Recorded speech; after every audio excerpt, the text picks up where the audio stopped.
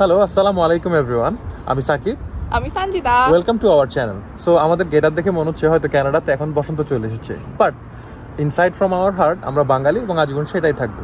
So full ফুটুক আর নাই ফুটুক, কানাডায় বসন্ত হোক কিংবা শীত, আমাদের জন্য আজকেই বসন্ত। সো আজকে আমরা নিয়ে এসেছি আরেকটি ইনফরমেটিভ ভিডিও। কানাডায় আসার জন্য যখন আমরা প্রস্তুতি নিচ্ছিলাম তখন আমরা যেটা বুঝতে পারি যে কানাডা আসতে ইদার অনেক বেশি টাকা থাকা প্রয়োজন অথবা অনেক বেশি ব্রেন। তো এখন সবার কাছে তো অনেক বেশি টাকা পয়সা থাকে না, তাই বলে কি কানাডা আসার ড্রিম আমরা ফেলে দিব? মোটেও না। আজকে ভিডিওতে আমরা আলোচনা করব কিভাবে ব্রেন খরচ করে আমরা কানাডা আসার যে টাকাটা সেটা ম্যানেজ করতে পারি। So let's get started.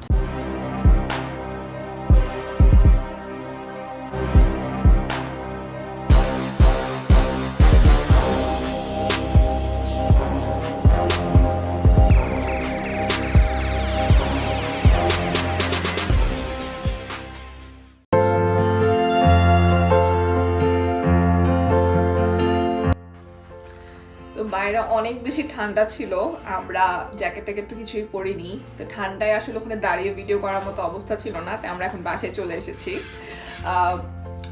বাংলাদেশের ওয়েদারটা অনেক সুন্দর, তাই না? লাইক এই সময়ে বাংলাদেশে খুব সুন্দর একটা ওয়েদার থাকে। যদিও কানাডার হিসাবে এখন এখানে অনেক সুন্দর একটা ওয়েদার যাচ্ছে, লাইক আজকে অনেক সানি একটা দিন, ঠান্ডা অন্যান্য দিনের তুলনায় অনেক কম ছিল, বাট এতক্ষণ বাইরে জ্যাকেট ছাড়া দাঁড়িয়ে থাকা পসিবল ছিল না।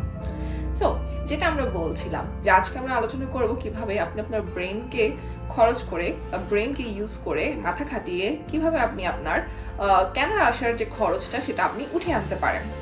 তো এখন কানাডা আসার আপনার ব্রেন খরচ কিভাবে করবেন, কি উপায় এটা করা যায়? তো এটি সহজ উপায়, অনেকে আপনারা জানেন, আর যারা জানেন না তাদের জন্য বলছি একদম স্ক্র্যাচ থেকে। সেটি হচ্ছে আপনি আপনার রিসার্চ ইন্টারেস্টের সাথে মিলে এমন একটি সুপারভাইজার, এমন একটি প্রফেসরকে ম্যানেজ করতে পারেন আপনার রিসার্চ প্রজেক্ট সুপারভাইজ করার জন্য। ওই ক্ষেত্রে ওই সুপারভাইজার আপনাকে টাকা পয়সা দিবে, যে টাকা দিয়ে আপনি আপনার পড়াশোনার খরচ কভার করতে পারবেন। এখন আপনার মনে কোয়েশ্চেন আসতে পারে, সুপারভাইজার কেন আমাকে টাকা দিবে, বা একটা প্রফেসর, একটা কানাডিয়ান ইউনিভার্সিটি প্রফেসর কেন আমাকে টাকা দিবে? তো সেটা হচ্ছে আমার এখানে যে কানাডা বা ইউএসএতে যে ইউনিভার্সিটিগুলো আছে, এখানকার যে প্রফেসররা আছেন তারা কিন্তু হরহামেশাই রিসার্চের কাজের সাথে যুক্ত থাকেন, এবং রিসার্চের কাজ করার জন্য তারা অনেক ধরনের ফান্ডিং পেয়ে থাকেন। তো তারা নিজের টাকা দিয়ে তো সবসময় রিসার্চ করছে না, সরকারিভাবে তারা অনেক ধরনের ফান্ডিং পায়, বা অনেক জায়গা থেকে তারা অনেকগুলো টাকা পয়সা পান। এখন তাদের সব রিসার্চ কাজ সবকিছু তো আর একার পক্ষে করা সম্ভব হয় না, তাদেরও অ্যাসিস্ট্যান্ট লাগে, তারা চায় যে কেউ তাদের সাথে কাজ করুক। এবং যখন একটা স্টুডেন্ট, একটা গ্র্যাজুয়েট লেভেলের স্টুডেন্ট যখন তাদের কাছে একটা প্রপোজাল দেয় এবং তাদের ইন্টারেস্ট যখন মিলে যায়, তখন ওই সুপারভাইজার বা ওই প্রফেসর তার ফান্ডিংয়ের কিছু অংশ ওই স্টুডেন্টের পিছনে ব্যয় করে, কারণ এটি দুইমুখী লাভ। সুপারভাইজারের রিসার্চেও হেল্প হবে এবং যে স্টুডেন্টটি সেও এখানে এসে পড়াশোনা করার সুযোগ পাবে। একটা মেধাবী স্টুডেন্টকে বা তার কাজে লাগবে এমন একটা স্টুডেন্টকে কে না চায়, তাই না? তো বেসিক্যালি সে আপনাকে হায়ার করছে এবং আপনার ব্রেনের পিছনে ইনভেস্ট করছে, এবং এই জন্যই সে টাকা পয়সা দিয়ে আপনাকে হেল্প করছে। এটা অ্যাকচুয়ালি হেল্প না, এটা বেসিক্যালি তার প্রয়োজনেই সে আপনাকে হায়ার করছে, রাইট? সো এভাবে আপনি সুপারভাইজার যদি একটু ম্যানেজ করতে পারেন, তাহলে কিন্তু আপনি আপনার টাকা পয়সা যেটা আপনার কানাডা আসতে খরচ হবে সেটি অনেকটাই বা অনেক ক্ষেত্রে পুরোটাই তুলে আনতে পারেন।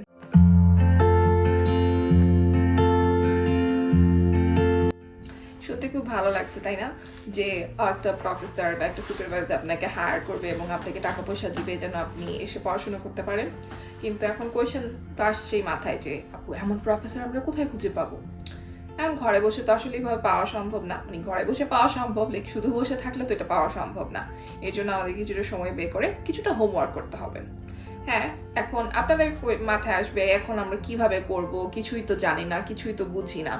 তো এই জন্য তো আমি এসেছি, তাই না, এই গাইডলাইনগুলো নিয়ে। আজকের ভিডিওতে তো আমরা এই 5টি সহজ ধাপে কিভাবে আপনি এইভাবে আপনার টাকা বা পড়াশোনার খরচটা ম্যানেজ করতে পারেন সেটা নিয়ে কথা বলবো। সো স্টেপ 1 কি হবে? প্রথমে আপনাকে যেটি করতে হবে সেটি হচ্ছে আপনাকে একটি রিসার্চ টপিক খুঁজে বের করতে হবে। রিসার্চ টপিক কি জিনিস?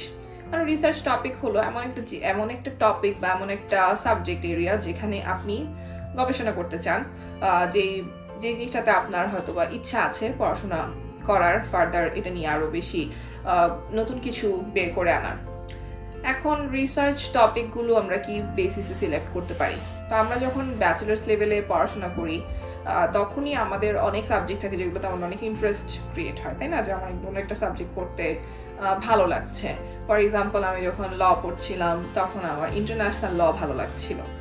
তো এখন সেরকম এক এক সাবজেক্ট এরিয়াতে এক এক জায়গায় আপনার এক একটা পছন্দের সাবজেক্ট থাকতে পারে, এবং ওইখান থেকে আপনি দেখতে পারেন যে কোন বিষয়টিতে গবেষণার সুযোগ আছে এবং সেটিকে আপনি আপনার রিসার্চ ইন্টারেস্ট বা রিসার্চ টপিক হিসেবে সিলেক্ট করতে পারেন। যদি পসিবল হয় এই স্টেজে আপনি একটি রিসার্চ প্রপোজাল বানিয়ে ফেলুন। এটা ম্যান্ডেটরি না, সবসময় এটা প্রয়োজন হয় না। যদি বানাতে পারেন ওয়েল এন্ড গুড, বাট যদি বানাতে না পারেন একটা রিসার্চ টপিক যেটা কিনা খুবই ট্রেন্ডিং বা যেটার খুবই ডিমান্ড আছে কিংবা যেটাতে কাজ করার সুযোগ আছে বলে আপনি মনে করেন, সেরকম একটা টপিক আপনার কাছে থাকলেও কিন্তু এনাফ। এখন রিসার্চ প্রপোজাল নিয়ে অনেকের কোয়েশ্চেন আসবে, আমি জানি যে সবার পক্ষে রিসার্চ প্রপোজালটা বানানো সম্ভব হয় না। 2-3 বছর আগে আমিও জানতাম না কিভাবে একটা রিসার্চ প্রপোজাল রেডি করতে হয়। তো যদি এই বিষয়ে আপনার কোনো ভিডিও লাগে আমাকে কমেন্ট বক্সে অবশ্যই জানাবেন। আমি ট্রাই করবো রিসার্চ প্রপোজাল কিভাবে বানাতে হয় সেটা নিয়ে একটি ভিডিও দেওয়ার।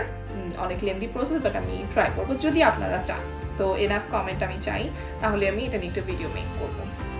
তো এটা তো গেল আমাদের স্টেপ 1। তো প্রথম ধাপে আপনাকে একটু ডিসিশন নিতে হবে যে কিভাবে কি টপিকে আপনি রিসার্চ করতে ইন্টারেস্টেড। এটা নিয়ে একটা চুরি করার সুযোগ আছে, সেটা আমি ভিডিও লাস্টে বলবো। তো ততক্ষণ পর্যন্ত কিন্তু থাকতে হবে।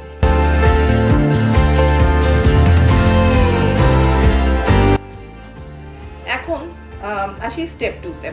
তো স্টেপ 2-তে আপনাকে যেটি করতে হবে, আপনার রিসার্চের ইন্টারেস্টের সাথে মিলে এমন একটি প্রফেসর আপনাকে খুঁজে বের করতে হবে। এখন কিভাবে এই কাজটি আমরা করব? তো এখন এই কাজটি করার জন্য অবভিয়াসলি আপনাকে যেটি করতে হবে সেটি হচ্ছে বিভিন্ন কানাডার যে ইউনিভার্সিটিগুলোতে আপনি পড়তে ইন্টারেস্টেড সেটির একটি শর্ট লিস্ট করতে হবে। তো কানাডাতে আপনি যখন পড়তে আসতে চান, অনেক বিষয় আমাদের মাথায় থাকে, যেমন আমরা লোকেশন দেখি, লাইক কোন প্রভিন্সে যাব বা কোন শহরে যাব। এক এক শহর, এক এক প্রভিন্স এক একজনের জন্য সুটেবল হবে, প্রেফারেবল হয়, বা অনেক সময় অনেকের কিছু টার্গেটেড ইউনিভার্সিটি থাকে, যেমন ইউনিভার্সিটি অফ টরন্টো বা অটোয়া বা ইউনিভার্সিটি অফ ব্রিটিশ কলম্বিয়া। তো এই ধরনের আমাদের কিছু চয়েস থাকে। তো আপনাকে যেটা করতে হবে, প্রথমে লোকেশন ওয়াইজ বা কিংবা ইউনিভার্সিটি ওয়াইজ আপনাকে একটা শর্টলিস্ট করতে হবে ইউনিভার্সিটির যেখানে আপনি পড়তে ইন্টারেস্টেড বা আপনি অ্যাপ্লাই করতে ইন্টারেস্টেড। তারপর যেটা আপনাকে করতে হবে সেটি হলো ওই ইউনিভার্সিটিতে আপনি যে ফ্যাকাল্টিতে পড়তে চাচ্ছেন বা যেই সাবজেক্ট এরিয়াতে আপনি পড়তে চাচ্ছেন সেই সাবজেক্ট এরিয়ার যে টিচারদের লিস্ট থাকে, লাইক যেসব প্রফেসরদের লিস্ট থাকে, ওটা আপনি ওই সাবজেক্টের যে আপনার পেজ থাকে বা ওয়েব পেজ থাকে, সেখানে গেলে আপনি ওখানে লিস্ট পেয়ে যাবেন। এবং ওখানে গিয়ে আপনাকে দেখতে হবে যে ওই যে প্রফেসরদের লিস্ট, সেখান থেকে কার কার রিসার্চ ইন্টারেস্টের সাথে আপনার রিসার্চ ইন্টারেস্টের মিল আছে। এখন এটি আপনার যেটা করতে হবে, আমি যেটা করেছিলাম আমি সেটাই বলছি। আমি এভাবে বিভিন্ন ইউনিভার্সিটির ওয়েব পেজে ঘুরে ঘুরে প্রফেসরদের নাম এবং ইমেল অ্যাড্রেস এবং তাদের রিসার্চ ইন্টারেস্টগুলো একটি ফাইলে লিখে রাখতাম। সো আমি একটা জাস্ট ওয়ার্ড ফাইল করে আমি জাস্ট নাম, ইউনিভার্সিটির নাম, প্রফেসরের নাম এবং তাদের রিসার্চ ইন্টারেস্টগুলো সাথে তাদের ইমেল অ্যাড্রেসগুলো কপি পেস্ট করে আমি লিখে রাখলাম। এভাবে আমি ঘুরে ঘুরে অনেকগুলো ইউনিভার্সিটির অনেকগুলো প্রফেসরের নাম এবং ইমেল অ্যাড্রেস কি করি, আমি এখানে জোগাড় করি এবং ওখানে লিখে রাখি।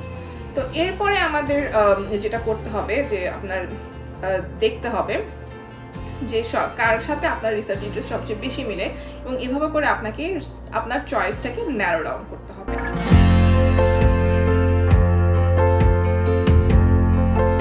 স্টেপ 3-তে তো আমাদের কাছে এখন পর্যন্ত আমরা যে কাজগুলো করেছি তার মাধ্যমে আমরা আমাদের রিসার্চ টপিক রেডি করে ফেলেছি। দ্বিতীয়ত আমরা যে ইউনিভার্সিটির প্রফেসরদের একটা লিস্ট আমরা রেডি করে ফেলেছি। এই যে লিস্ট আছে এখান থেকে একজন হয়তো বা আমাদের পটেনশিয়াল সুপারভাইজার হতে পারে। এখন যেটা করতে হবে, এই পটেনশিয়াল সুপারভাইজারকে সুপারভাইজার বানানোর জন্য যেটা আমাদেরকে করতে হবে, তাদেরকে জানাতে হবে যে আমরা তাদের সাথে কাজ করতে ইন্টারেস্টেড। মানে এটা আমরা কিভাবে জানাবো? ফোন কল করে তো আর বলা সম্ভব না, দেখা করা সম্ভব না, যেহেতু তারা তো কানাডাতে, রাইট? সো আমরা যেটা করব সেটি হচ্ছে আমরা এখন এই যে ইমেল অ্যাড্রেসগুলো আমরা টুকে রেখেছিলাম, এখন আমরা ওই ইমেল অ্যাড্রেসগুলোতে সুপারভাইজারদেরকে ইমেল পাঠাবো। এবং ইমেল পাঠাতে হলে আমাদেরকে অবশ্যই একটা ফরম্যাট বা একটু ফর্মালি পাঠাতে হবে।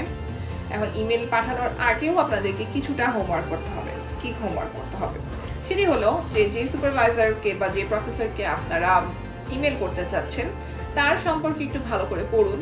লাইক সে কি নিয়ে ইন্টারেস্টেড, আমি তো আগেই বলেছি যে আমি শর্ট লিস্টেড আমি যখন করছিলাম আমি কিন্তু লিখে রাখলাম যে সে কোন কোন টপিকে ইন্টারেস্টেড, এবং যদি সম্ভব হয় তার রিসেন্ট কোনো পাবলিশ করা কোনো পেপার, রিসেন্ট হোক বা যখনই হোক, যে কোনো একটা পেপার আপনি পড়তে পারেন, পড়ে এবং আপনি যেটা করতে পারেন আপনি ইমেলে উল্লেখ করতে পারেন যে আমি অমুক অমুক স্টুডেন্ট, আমি অমুক অমুক জায়গায় পড়াশোনা করছি এবং আমি অমুক টপিকে রিসার্চ করতে ইন্টারেস্টেড, আমি নেক্সট ইয়ার বা সামনের অমুক সেশনে আসতে interested, so are you looking for a student or are you taking graduate student, এভাবে করে আপনি একটা ইমেল করতে পারেন। তো ইমেলটা অ্যাকচুয়ালি কী ফরম্যাটে করবেন বা আমি কীভাবে ইমেল করেছিলাম সেটি যদি আপনারা জানতে চান তাহলে আমার ফেসবুক গ্রুপে, যেটা আমাদের একটা গ্রুপ আছে, সেখানে আমি একটা ফাইল হিসেবে আপলোড করে দিব। সো আপনারা যদি এখনো জয়েন করে না থাকেন আমাদের গ্রুপে তাহলে আপনার কাইন্ডলি জয়েন করে ফেলুন। ওখানে আপনার ফরম্যাটটা এবং আমি যে মেলটি পাঠিয়েছিলাম আমার প্রফেসরকে যেভাবে আমি ম্যানেজ করেছি সেটি কিন্তু আপনারা ওখানে পেয়ে যাবেন। তারপর যদি কোনো কোয়ারিজ থাকে আমরা ফিউচার এটা নিয়ে একটা ভিডিও মেক করবো ডিটেলসের সাথে। ওকে, সো যেটা আপনাকে করতে হবে একে একে সব যে সুপারভাইজারদের সাথে আপনি কাজ করতে ইন্টারেস্টেড তাদেরকে আপনি মেইল পাঠাতে থাকুন। এটাই হচ্ছে আপনার 3 নম্বর স্টেপ।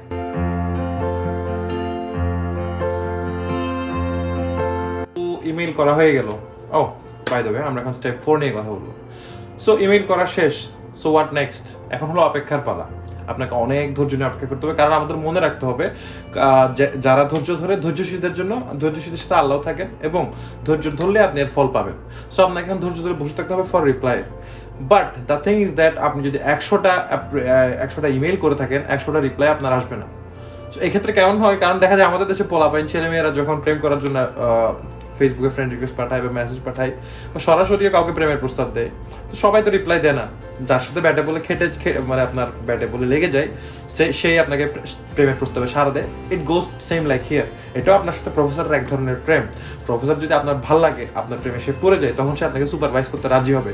সো এই প্রেম আপনার সাথে 5 জনের সাথেও হতে পারে, একজনের সাথেও হতে পারে। 5 জন হলে ভালো, আপনি 5টা অফার পাচ্ছেন, তখন আপনার কোন প্রেমিকা আপনার জন্য সুটেবল আপনি সেটা বেছে নিতে পারবেন। বাট ফর এক্সাম্পল আপনার এখন কোনো সুপারভাইজার আপনাকে সুপারভাইজ করতে রাজি হয়ে গেল, so you are good to go. এখন আপনার এখন ওই যদি সুপারভাইজার সুপারভাইজ করতে রাজি হয়ে যায় তাহলে কি হবে, আপনার এখন তাকে কোয়েশ্চেন করতে হবে। কারণ আপনি যখন প্রেম করবেন আপনার কন্ডিশনগুলো ঠিক করে নেবে বেটার, তাহলে প্রেম অনেক দীর্ঘস্থায়ী হবে। সো এখন আপনাকে জিজ্ঞেস করতে হবে সে কি আপনাকে ফান্ডিং, তার কাছে কি ফান্ডিং আছে কিনা, ফান্ডিং থাকলেও সে আপনাকে ফান্ড দিতে রাজি কিনা, এবং আপনার ক্ষেত্রে সে আপনার কি পরিমাণ ফ্লেক্সিবিলিটি দিয়ে আপনি কাজ কীভাবে হবে, সবগুলো বিষয় ডিসকাস করার একটা ব্যাপার আছে।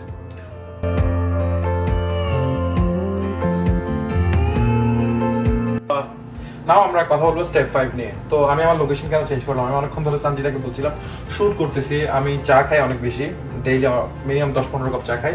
সো চা বানিয়ে দিবে না, সো আমি নিজেই চা বানাই এবং চা বানাতে আপনাদের সাথে কথা বলি। এন্ড বাই দ্য ওয়ে এখানে কিন্তু আমরা ডিরেক্টলি ট্যাপ ওয়াটারই খাই, কারণ tap water is safe to drink here. কারণ এর কোনো কি বলবো ফিজিক্যাল কোনো ব্যাড ইম্প্যাক্ট নেই। সো আমরা ইজিলি খেতে পারি। So that's a good thing যে নিরাপদ পানির সুব্যবস্থা আছে। সো এবার স্টেপ 5 নিয়ে কথা বলা যাক। সো এর আগের স্টেপগুলোতে আপনি মোটামুটি প্রফেসরের সাথে কথাবার্তা বলে নিয়েছেন যে আপনি কি পাবেন, কি দিবেন। হ্যাঁ, সো এখানে দেখা গেল যে আপনি 100টা অফার পাঠিয়েছিলেন, এর মধ্যে আপনার কাছে 3টা প্রফেসর আপনাকে রিপ্লাই দিল। সো আপনার কাছে 3টা প্রেমের প্রস্তাব আছে। সো এখন এই 3 প্রেমের মধ্যে কোন প্রেম আপনার সাথে অনেক বেশি দীর্ঘস্থায়ী হবে, এটা কোন শুভ পরিণয়ের দিকে যাবে, সো এটা আপনি ডিসাইড করে নিন। যদি আপনার ওই প্রফেসরের সাথে ব্যাটে বলে মিলে যায়, আপনার ইন্টারেস্ট মিলে যায়, সো ওই প্রফেসর যেই ইউনিভার্সিটিতে আছে ওই ইউনিভার্সিটিতে ওই প্রফেসর নাম এনলিস্ট করে পাঠিয়ে দিন। এটাতে হবে কি, আপনার অ্যাডমিশনের চান্স সেটা তো অলমোস্ট অনেক পার্সেন্টই বেড়ে গেল।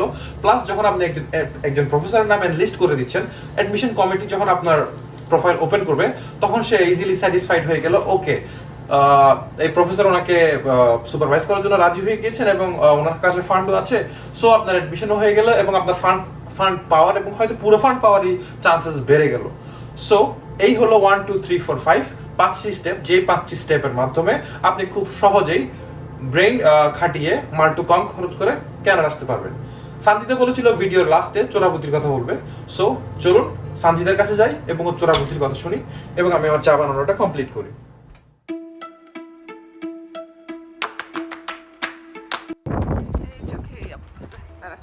বন্ধ করে দাঁড়া পিছিয়ে রাখতে হবে। তুই বলবি আচ্ছা। ফাল্গুনের পার্টটা। ওকে। শেষ আর কি?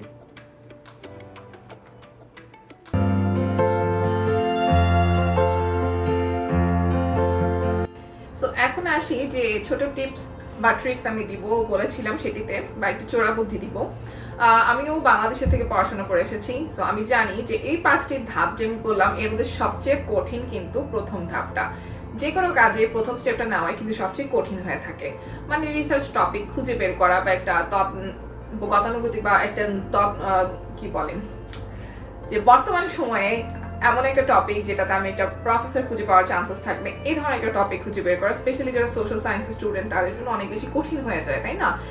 কারণ যারা কম্পিউটার সায়েন্স বা আদার্স ইঞ্জিনিয়ারিং ব্যাকগ্রাউন্ড আছে তাদের জন্য ভুরি ভুরি টপিক থাকে, বাট সোশ্যাল সায়েন্স স্টুডেন্টের জন্য এগুলো একটু কঠিন। তো এইখানে একটা চোরা বুদ্ধি হলো এটা, আপনি যেটি করতে পারেন, আপনি স্টেপ 2টা স্টেপ 1-এর আগে করতে পারেন।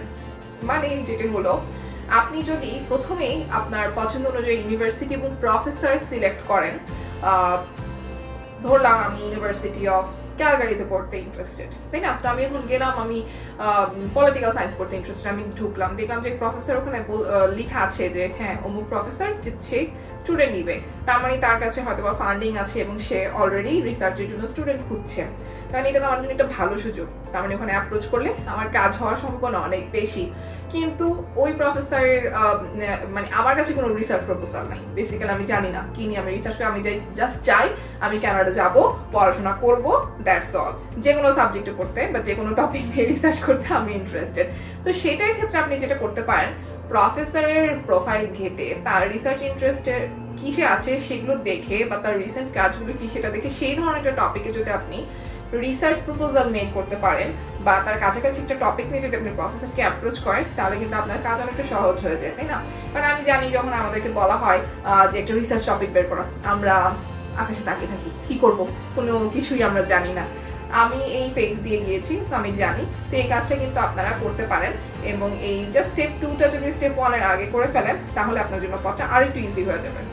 সো আমরা এই ভিডিওতে আপনাদেরকে কিভাবে ইজিলি ব্রেন কম খরচ করে, ব্রেন বেশি খরচ করে মাল্টু কম খরচ করে কানাডা আসবেন তা হওয়ার জন্য 5টি সহজ ধাপের কথা বলে দিলাম। ধাপগুলো যদিও সহজ না, মুখের কথা বলা যতটা সহজ, কাজ করা ততটা সহজ না, but we can give you a direction, you have to follow your own route. So আমরা ট্রাই করেছি আপনাদের প্রিভিয়াস ভিডিওগুলোর মতো অনেকগুলো ইনফরমেশন দিয়ে ইনকর্পোরেট করে আপনাদের হেল্প করার জন্য। I hope it was helpful, এবং যদি আপনাদের মনে হয় যে এটা হেল্পফুল ছিল এবং এই ছেলে মেয়েগুলো কিছু একটা ভালো জিনিস করছে, সো তাহলে কি করতে হবে? শেয়ার করতে হবে। কারণ আমরা দেখতেছি আমাদের চ্যানেলের গ্রোথ, অনেকেই আমাদের কমেন্ট করেন যে আপনাদের সাবস্ক্রাইবার আরো বেশি হওয়া উচিত, আর ফলোয়ার বেশি হওয়া উচিত, বাট কিভাবে আপনারাই যদি শেয়ার না করেন তাহলে সেটা তো হবে না। সো প্লিজ শেয়ার করবেন। এবং শান্তিদা অনেকদিন ধরে বলতেছিল যে আমাদের ভেনিসের ট্রাভেল ব্লগটা আমরা কেন আপলোড করি না। অনেকে আমাকে পার্সোনালি মেসেজ করছেন, গ্রুপও জানাইছেন, আমাদের ফেসবুক পেজেও মেসেজ দিচ্ছেন। সো আমাদের next tomorrow day after tomorrow আমি অবশ্যই আমাদের ভেনিস ট্রিপটা আপলোড করে দিব। সো আপনারা আমাদের ভেনিস ট্রিপটাও এনজয় করতে পারবেন, এবং আপনার যদি এরকম আরো অনেক ভালো ভালো ইনফরমেটিভ কন্টেন্টের দরকার হয় তাহলে কিন্তু অনেকগুলো কমেন্ট করতে হবে, কারণ আপনাদের রেসপন্স পেলেই না আমরা একটা প্রেশার ফিল করবো যে না, ভিডিও বানাতেই হবে, মানুষজন চাচ্ছে আমাদেরকে। So we have to be that relevant. So please like, comment, share এবং সাবস্ক্রাইব করবেন, এবং আমাদের পাশে থাকবেন। আমাদের ভিডিওগুলো নিজেও দেখুন, পাশের সবাই বন্ধু বান্ধব যারা আছে সবার সাথে শেয়ার করুন। আমরা কিন্তু অনেক কষ্ট করে ইনফরমেশনগুলো একসাথে করে আপনাদের সামনে প্রেজেন্ট করি। সো আমরাও চাই যে আপনাদের ভালোবাসা আমাদের প্রতি অতটুকুই থাকুক। সো দেখা হবে নেক্সট ভিডিওতে। বাই।